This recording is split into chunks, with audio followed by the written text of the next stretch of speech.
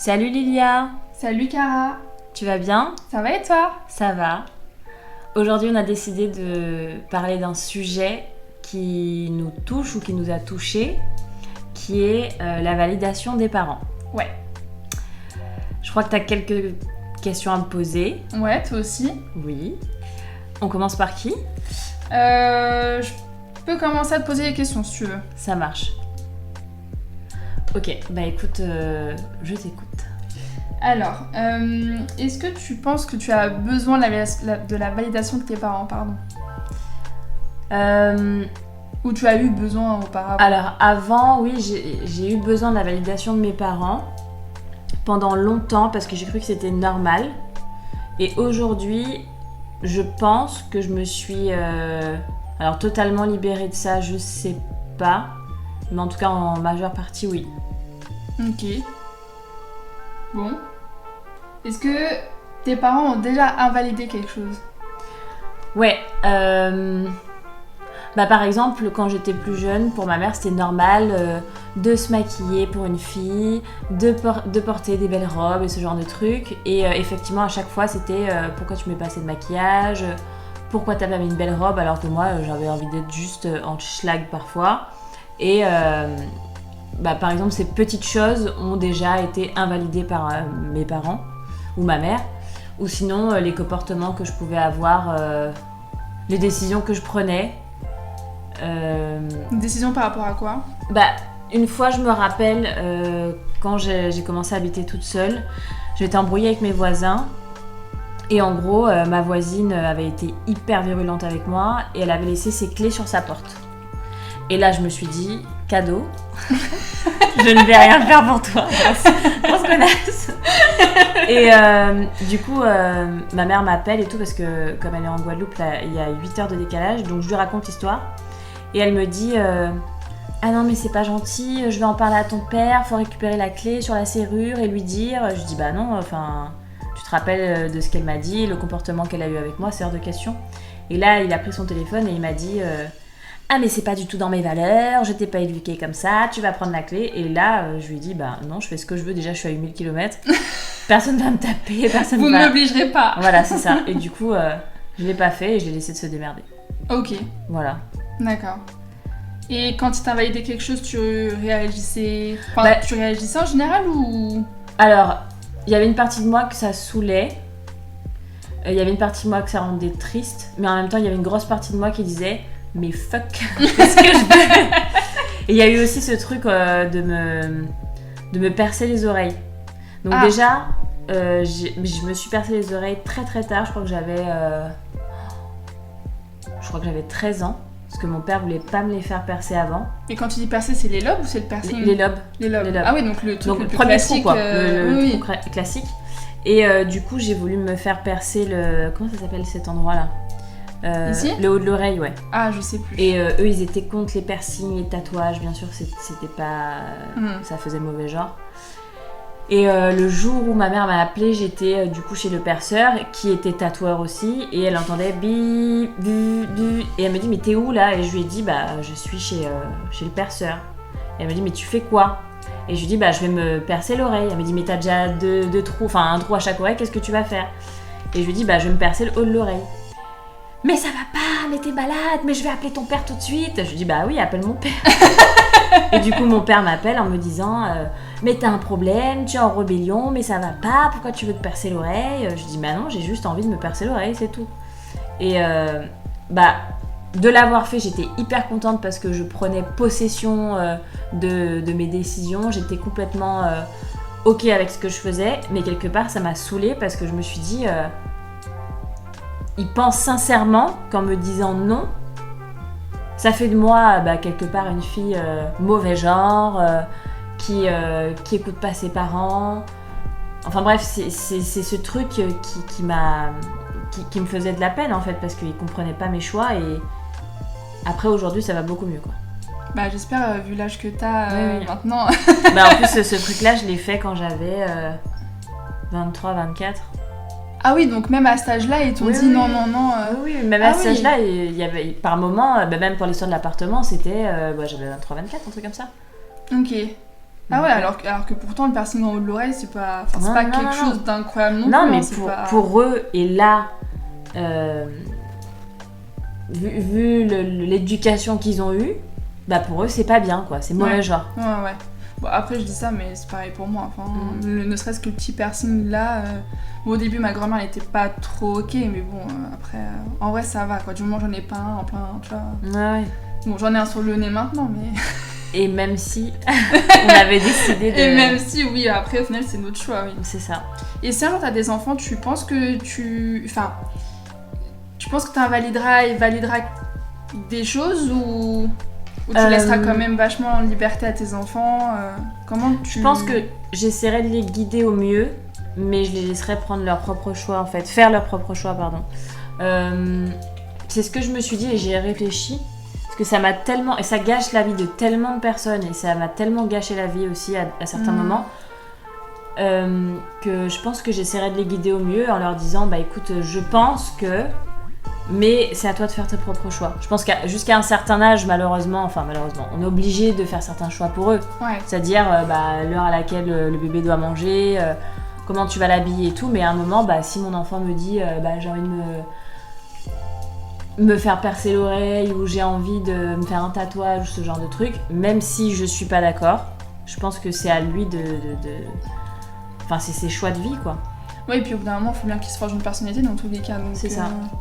Donc bon, faut qu'ils finissent par faire leur propre choix aussi à un moment donné. Ouais. Après, si c'est un choix qui met sa vie en danger, oui, non, là je pense que c'est un peu plus compliqué. Mais c'est vrai que c'est difficile de connaître la limite. Ouais.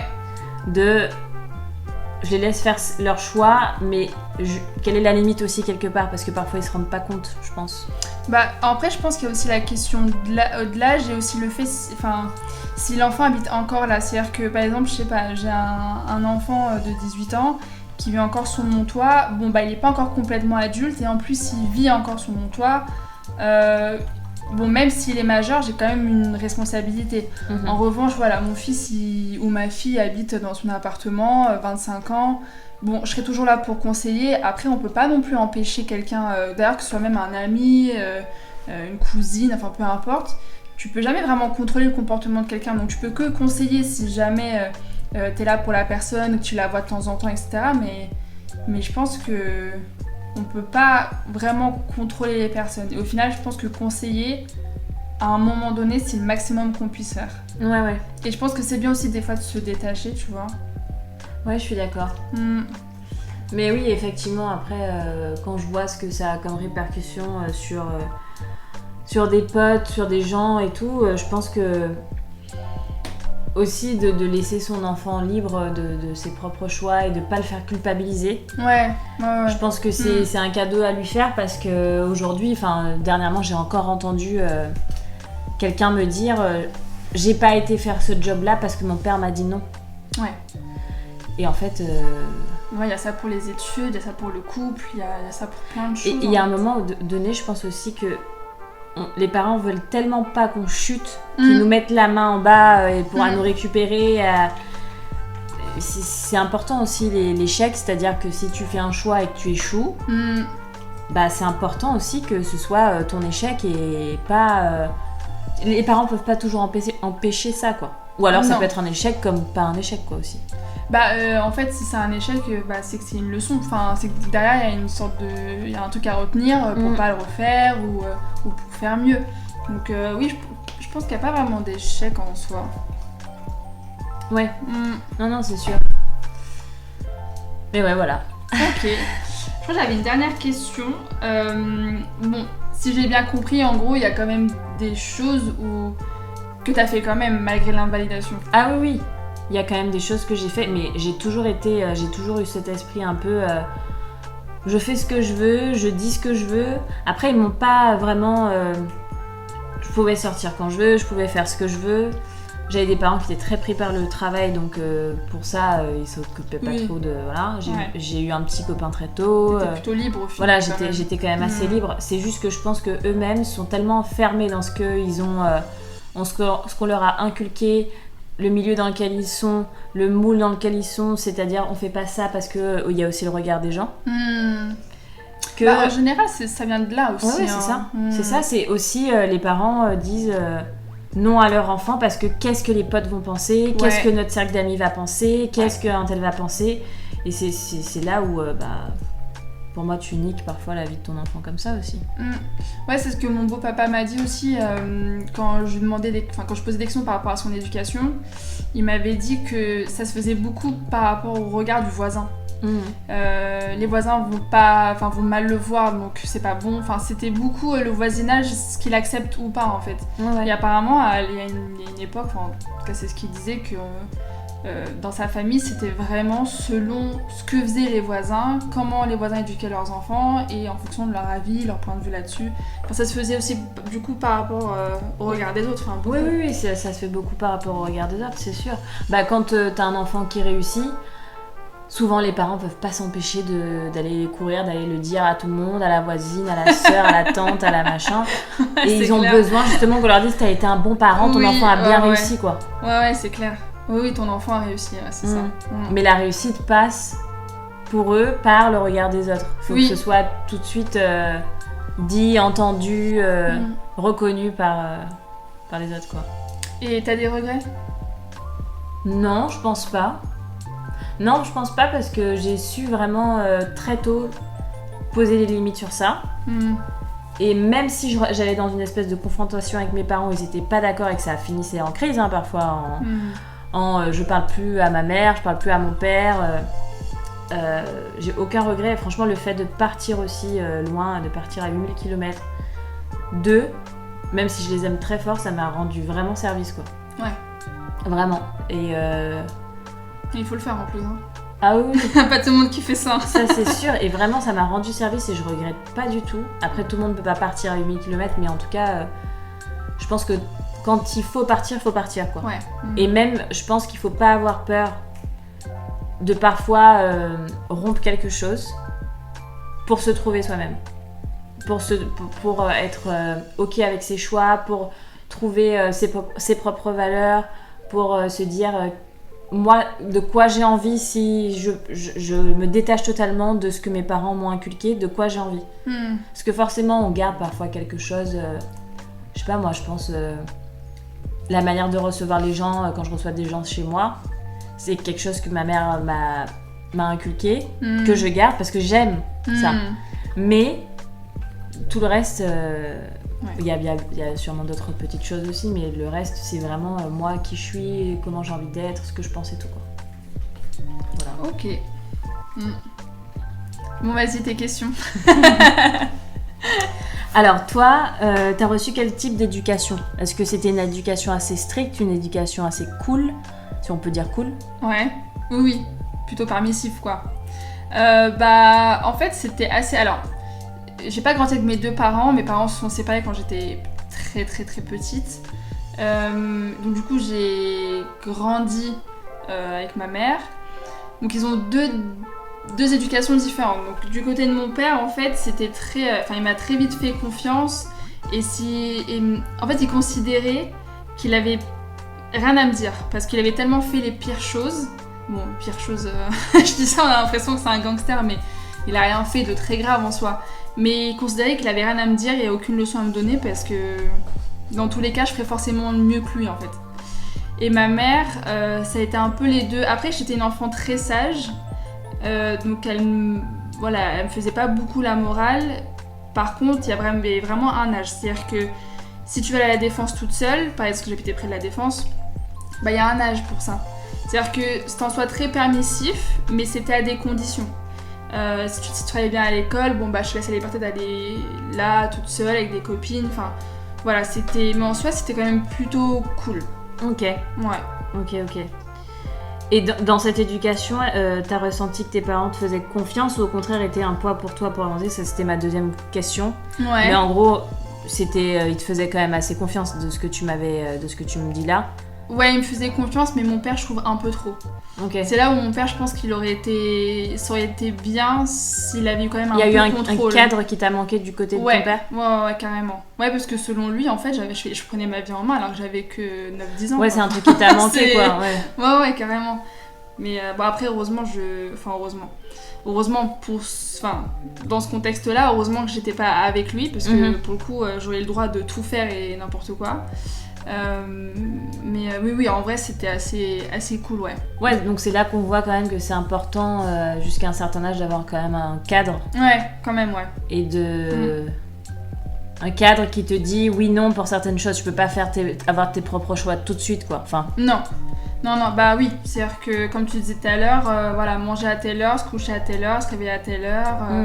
Oui, parce qu'en soi, si tu laisses un enfant faire un peu tout ce qu'il veut, en fait, c'est totalement désorganisé. Après, mon père, non, mais ma mère a grandi beaucoup dans la contrainte et elle voulait m'éduquer dans une totale liberté.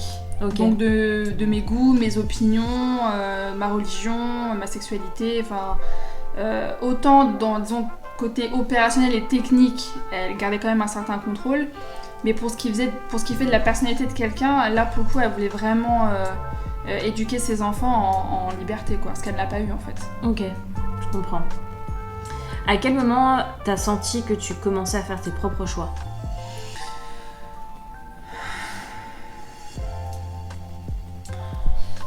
En vrai, je dirais 15-16 ans. Parce que, comme je l'ai dit, j'étais quand même une fille assez sage. Donc, bon, de là à dire que je prenais mes propres décisions avant, ça n'a pas de sens. Après, voilà, 15-16 ans, je commençais à... déjà, je savais ce que je voulais. Par exemple... j'étais pas forcément dans la religion, enfin voilà, et ma mère acceptait comment je grandissais et elle voyait bien que je me rapprochais plus de certaines choses et pas du cadre habituel là où on était, enfin. Donc ouais, j'avais 15-16 ans parce que c'est là aussi, je pense, où on commence à forger sa vraie personnalité, tout ça, mes choix d'études, enfin ouais. Après, j'étais pas aussi une fille qui était vraiment hors cadre non plus, hein. Ouais. Voilà, j'étais pas une fille rebelle, j'allais pas en boîte de nuit tous les week-ends, enfin. Ouais, mais même si t'étais pas dans un truc entre guillemets hors cadre, tu t'avais quand même, tu vois, envie de faire tes propres choix, d'avoir.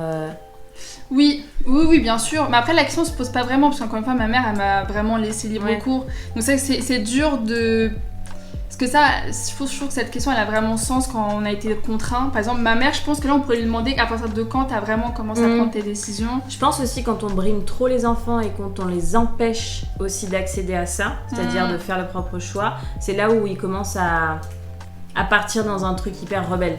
En mode dans je les extrêmes. fugue, ouais, c'est ça. Ouais, complètement. En mode je fugue, je vais aller me droguer, ce genre de truc en fait. Ouais. Après, c'est pas une vérité pour tout le monde, ni une généralité. Heureusement, parce que mais je pense que ce genre de truc, effectivement, quand t'as trop un cadre, comment dire, strict, trop strict, c'est là où il y a un moment, t'as envie de lâcher, quoi, pour toi, et que tu commences à faire. Ouais. Oui, c'est clair. Un peu nimp pour essayer de te tester, savoir ce que t'aimes, ce que t'aimes pas, parce que on te donne pas le choix, quoi. Ouais, c'est clair. Ça, je l'ai bien vu avec certains proches qui sont allés au total opposé de ce qu'on avait voulu leur transmettre. Ah ouais. T'as un souvenir à nous partager par rapport à ça, au fait que tu commençais à faire tes propres choix? Est-ce qu'il y a un truc qui t'a marqué? Ouais, c'est la religion. Ouais. Alors, ça c'est pas avec mes parents, parce qu'encore une fois, eux m'ont vraiment laissé choisir. Par contre, pour ce qui est de ma famille un peu plus lointaine, donc grands-parents, oncles et tantes, ils m'ont jamais obligée, hein, mais ils m'ont toujours dit ce serait quand même mieux que tu pratiques, ce serait quand même mieux que voilà. Et ça a été, il y a un moment donné où je leur ai dit en fait, c'était pas mon truc en fait, c'est non. C'est-à-dire que je ne suivrai pas de religion, je ne me marierai pas dans le cadre religieux, enfin c'est pas moi en fait, ça me ressemble pas. Donc ça, je pense que ça a été, alors autant ça n'a pas été un choix difficile à faire, par contre ça a été une chose un peu difficile à dire, enfin en tout cas à mettre sur la table, genre en mode non, enfin genre vous pourrez dire ce que vous voulez, T'as pris du temps à le dire? T'as cherché comment le dire parce que t'avais peur de décevoir aussi ou pas? Non, mais après il y a aussi un côté où je me suis dit, est-ce que vraiment Lilia t'es sûre? Parce qu'en fait je me suis dit, le dis pas tant que t'es pas sûre. Et voilà, après mais ce fait que t'étais pas sûre, c'était parce que t'avais une certaine pression? Ou tu savais vraiment pas? Alors, je savais, mais en fait, j'avais quand même le recul de me dire, t'as que 18-19 ans là. Enfin, t'es encore jeune, tu viens à peine sortir de l'adolescence, attends de vieillir un petit peu quand même. Et après, j'ai rencontré mon mari et j'ai commencé à être avec lui longtemps, enfin voilà quoi. Et je me suis dit, ouais, non, en fait. Ça te manquait pas quoi. Non, ça me manquait pas. Et après, j'ai découvert d'autres croyances donc, qui sont les miennes aujourd'hui, qui n'ont rien à voir avec les religions monothéistes. Et c'est là aussi où je me suis dit, bon, en fait, c'est sûr, genre, là c'est sûr. Okay. Puis bon, quand 20, 21 ans, 22, 23, 24, 25, etc., bah, tu finis par dire, ouais, en fait, je pense que ça y est, c'est bon, je suis calée là. Et ça t'a libéré, ça t'a fait du bien de pouvoir leur dire? Ouais, c'est clair. Et puis, en soi, après, j'ai toujours aimé être la meuf. Ça, c'est un truc hyper narcissique et prétentieux, mais j'ai toujours aimé être un peu l'électron libre de la famille, celle qui est pas forcément comme le reste. Et j'aime bien ce côté-là. J'ai l'impression que dans chaque famille, il y a un peu ça. Ouais. Il y a un peu celui qui suit et celui qui est le vilain petit canard. Ou parfois tu tombes sur les deux qui sont vilains petits canards et là t'es dans la merde. Ouais, bah mon, enfin, mon frère suit un peu plus la vibe. Moi je la suis pas du tout. Ouais. Ouais. Est-ce qu'aujourd'hui tu sens que t'as ce besoin encore de faire valider à tes parents tes choix? Est-ce que par exemple quand tu dois prendre une décision, genre un truc con, hein, genre tu veux repeindre ton appart et tout, est-ce que tu vas appeler ta mère et tu vas lui dire ouais je veux repeindre mon appart, t'en penses quoi? Est-ce que c'est un truc toujours que tu as besoin de faire? Est-ce que tu le fais pour avoir des conseils ou vraiment pour faire valider ton truc? Alors jamais pour faire valider, parce que je sais ce que je veux et je sais ce que j'aime et je sais très bien aussi ce que j'aime pas. En revanche, les sujets que je maîtrise pas entièrement, des fois je demande conseil. Par exemple, on a le projet dans très longtemps d'acheter une maison et d'acheter un terrain, etc. Bah là, je pense que je demanderais quand même conseil à mon beau-père qui lui s'y connaît. Donc c'est-à-dire que c'est pas un sujet que je maîtrise vraiment beaucoup. En revanche, dans les sujets que je maîtrise et je sais ce que je veux, je pose pas la question. Et en général, j'en parle après avoir fait la chose. Ouais. Bah moi, c'est un peu ça aussi. Il y a des choses que je dis pas. Ou même, je vais changer de taf parce que je suis pas bien et je vais leur dire, bon bah j'ai passé un entretien, j'ai pas de taf. Voilà. Mais aujourd'hui, j'en ai parfois beaucoup l'exemple. Il y en a, enfin il y a des gens encore. Et après, chacun avance à son rythme, on est bien d'accord. On n'est pas dans le jugement, mais il y a des gens qui encore se sentent obligés de dire j'ai envie de démissionner. Genre, est-ce que t'es d'accord, tu vois? Enfin, ils le disent pas comme ça, mais j'ai envie de démissionner. Les parents derrière, mais pourquoi tu fais ça, mais machin, gna gna gna. Et après, ça les met dans un tel dilemme parce que en fait, il y a leur choix, le choix des parents, et quel que soit l'âge, il y a des gens qui se retrouvent comme ça jusqu'à 50 ans. Et leur choix dépend, leur choix de petits copains, de mari, de femme, de boulot, d'achat, de tout, dépend des parents. Et il y a des parents encore malheureusement qui se vexent quand les enfants ne font pas ce qu'ils veulent. Et je pense qu'il y a là un gros souci, c'est que je suis pas mère encore, mais je pense pas qu'on fasse des enfants pour qu'ils soient toute la vie à nos crochets, qui nous demandent notre avis, comme tu dis, on peut prendre conseil auprès des parents, mais je pense pas que ce soit le but de contrôler la vie des enfants toute la vie, quoi, en fait, parce que parfois c'est une entrave à leur propre bonheur, mais même le fait d'avancer aussi. Tu restes un enfant toute ta vie, quelque part. Oui, et puis, enfin, désolée, hein, peut-être là je vais être dure, hein, je suis pas encore mère non plus. Mais évidemment, je pense que ça me saoulerait en fait. Enfin, c'est bon, genre là, t'as 25-30 ans, ça y est. Enfin, j'ai fini mon taf en fait. Faut que tu vives ta vie maintenant, faut que. Et puis, si tu fais des erreurs, bon bah. En tant que mère, je te dirais pas, je te l'avais dit. Non, oui, on sera toujours là. On sera toujours là, sans jugement, ni quoi. Mais je pense que d'un moment, ça me saoulerait aussi que mon enfant m'appelle pour tout et n'importe quoi. Il m'appelle pour des choses, des choses vraiment concrètes ou des choses que vraiment je sens qu'il y a une difficulté à savoir quoi faire. Ou... Là, évidemment, je serai toujours là. Mais pour tous les sujets, en plus, surtout des sujets aussi, comme tu dis, qui sont vachement personnels. Par exemple, changer de travail, je pense que ça concerne vraiment que soi. Hein. Si on est vraiment plus heureux dans un taf ou dans un domaine et tout, ça concerne vraiment que soi. Bon, à la limite, son ou sa partenaire, parce que ça peut avoir des répercussions. Mais les parents, je veux dire, à part pour dire on te soutient, je vois pas trop pourquoi ils ont leur place dans cette. Ça, dans ce choix, je quoi. suis tout à fait d'accord avec toi, mais parfois ça va même plus loin. C'est même pas tes propres parents, c'est tes beaux-parents qui viennent se mêler de ça parce que eux estiment que par rapport à leur fils ou fille, le conjoint doit suivre l'enfer. Ouais. Ouais, non, c'est clair. Enfin bon, voilà. Moi, je sais pas, pour conclure ce premier épisode. Moi, je pense qu'il faut vraiment rester ok avec soi-même. Ouais. C'est pas grave. Alors, moi, je pense que c'est pas cool de s'engueuler toute sa vie avec les parents, de couper les ponts avec les parents. Mais je pense qu'il y a un moment où il faut couper le cordon. Ouais. Faut se dire, écoute, si j'en ai besoin, je pars, je fais ma life, j'ai besoin de me retrouver. De poser même sur papier, genre, quelles sont mes valeurs à moi, quelles sont les valeurs de mes parents dans lesquelles je me retrouve que je peux garder, et quels sont mes choix, qu'est-ce que j'ai envie de faire de ma vie, qu'est-ce que j'ai envie dans ma vie, qui j'ai envie dans ma vie. Et puis, je pense que c'est déjà un bon début. Ouais, parce que alors, si je peux ajouter quelque chose, d'après ce que j'ai vu aussi, je pense que c'est important que les parents se disent, enfin du coup là les futurs parents, s'il y en a qui écoutent, mais c'est vraiment se dire que l'enfant d'un moment il va vivre en toute indépendance, donc faites en sorte que votre enfant soit indépendant aussi et en effet se suffise à soi-même. Ça c'est, je pense, la plus grande réussite. Ouais, je suis d'accord. Ouais. N'hésitez pas en tout cas à réagir, à réagir, laisser des petits commentaires si vous avez eu des histoires similaires, si vous avez des choses similaires qui vous arrivent, si vous avez des histoires à nous raconter. Même un avis. Ouais. Merci de nous avoir écoutés. Merci, à la prochaine. À la prochaine.